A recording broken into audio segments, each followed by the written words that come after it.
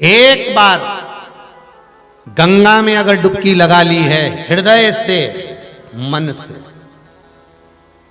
एक बार अगर गंगा में डुबकी लगा ली है मन से, हृदय से, चित्त से, तो कहते हैं जब तक व्यक्ति के प्राण छूटते हैं तब तक वो गंगा का जल उसके शरीर से लगा ही रहता है, वो अंतिम बिंदु तक लगा रहता है। मरने के बाद घर के लोग लोटा में भर के ले जाएं, खास खास अस्थियों को, कोई पूरी तो अस्थि ले ही नहीं जा सकती, इतनी सारी कौन ले जाए, तो वो अम्मा के दांत, उंगली, एक आध खोपड़िया, ऐसी 4, 6, 8 अस्थियां ढूंढ के झोली में भर के फिर लेके जाए गंगा। उससे अच्छा है पूरी अस्थि ले जाओ, पूरी ये शरीर संपूर्ण जीते जी गंगा का स्नान हो जाए। और आप लोगों को बड़ी साधुवाद था, धन्यवाद। ये मान सरोवर शिव महापुराण की कथा सुन रहे हो, मान सरोवर शिव पुराण की कथा है।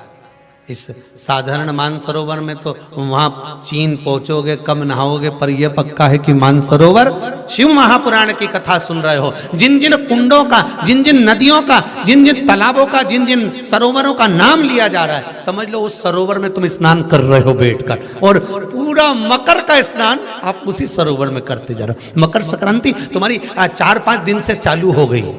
वैसे तो 5 दिन पहले से तुमने लड्डू खाना भी चालू कर दिया होगा, ऐसा नहीं कि मकर संक्रांति पे ही खाओगे। दिल्ली की गजक तो ना जाने कितनी बार निपटा गए अभी तक। तो ये तुम वो चालू हो गया स्नान मकर का। अब जितने लोग भी आस्था चैनल पर कथा सुन रहे हो, मोबाइल पर सुन रहे हो, तो वो भी कह सकते हैं। कोई पूछे क्यों कहां गई थी, तो कहना आज गंगा नहा रही थी। इससे पहले कुंडेश्वर महादेव, उसके पहले धनवंतरी को, फिर ज्ञानवापी के दिन आज खूब नहाई सा गंगा, सिर पर मस्तक पर शिवजी के बैठी। पार्वती को क्रोध आ गया, क्रोध आया, और पार्वती मैया क्रोध में आकर आंख से अश्रु गिराती हुई फिर तप में लीन हो गई, फिर तप साधना करने लगी। अब जैसी तप साधना में डूबी, जैसी तप साधना में डूबती हैं, हिमालय बाबा का आगमन हुआ। हिमालय राज जी आए। हिमालय राज ने आकर कहा बेटी चलो, घर चलो, मैं वचन देता हूं आपका विवाह मैं शिवजी से करा दूंगा, चलो मेरे साथ घर चलिए।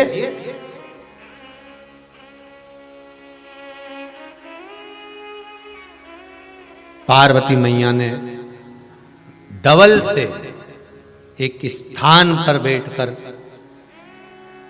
जब तप किया, पार्वती के उस तप करने से शरीर से बिंदु प्रकट हुआ, उस बिंदु से एक कुंड प्रकट हुआ जिसका नाम गौरी कुंड हुआ। कौन सा कुंड है? गौरी कुंड। ये वो गौरी कुंड नहीं है जो केदारनाथ जी जाते हैं। पार्वती जी ने तब कहां करा था? हिमालय राज का जहां राज्य क्षेत्र था, और हिमालय राज के राज्य क्षेत्र में जहां मैनावती अपने क्षेत्र में निवास करती थी, उसके मध्य में नाना और पिता का घर, नाना और दादा के घर के मध्य में हिमालय राज के उस हिमाचल प्रदेश के सुंदर आनंद में गौरी कुंड, एक गौरी कुंड आता है। केदारनाथ जी जाते हैं तो नीचे पड़ता गौरी कुंड, उसके बाद में केदारनाथ जी की यात्रा होती है, वो उत्तराखंड में। एक हिमाचल प्रदेश में गौरी कुंड है। जब हम मणि महेश जाते हैं तब पड़ता है। कहां जाते हैं? मणि महेश। वैसे तो उम्मीद है जितने लोग आस्था पर कथा सुन रहे हैं उनमें से कई लोग मणि महेश होकर आए होंगे, और जितने हरियाणा, पंजाब, दिल्ली वाले क्षेत्र के लोग होंगे वो तो कई बार होकर आए होंगे। मणि महेश चीन के अंदर चाइना के अंतर्गत हमारा कैलाश अधिपति विराजमान, और कैलाश अधिपति जो वहां नहीं जा पाता, वही शंकर का बिल्कुल कैलाश अधिपति जैसा ही स्वरूप, बिल्कुल कैलाश जैसा मणिमहेश है।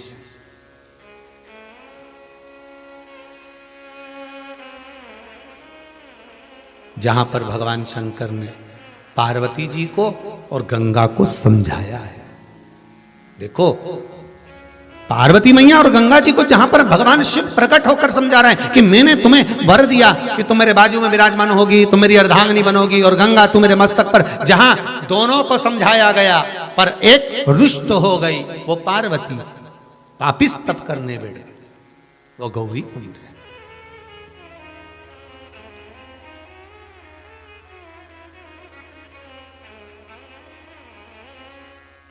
महाराज उस गौरी कुंड के